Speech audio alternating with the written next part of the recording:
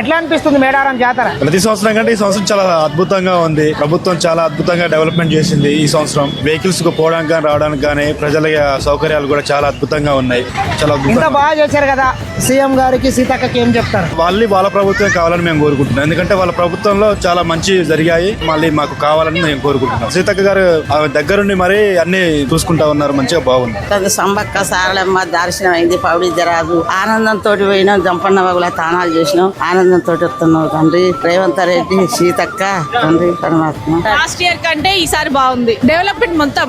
మేడారం వచ్చిన భక్తులకు రష్ ఎక్కువగా ఉండడం వల్ల అక్కడికి అంబులెన్స్ వెళ్ళకపోతే ఇబ్బంది అవుతుంది కనుక బైక్ అంబులెన్స్ మీద మేము ఫస్ట్ వెళ్ళి సర్వీస్ అనేది క్లియర్ చేసేసి అక్కడి నుంచి ఆ పేషెంట్ ని అంబులెన్స్ దాకా సర్వీస్ చేయడం కోసం, లేకపోతే అంబులెన్స్ మా వెనక రద్దీలో కొద్దిగా స్లోగా రావడం వల్ల మేము వెళ్ళి ఫస్ట్ ఎయిడ్ అయినా చేయడం కోసం మేము రావడం జరిగిందండి.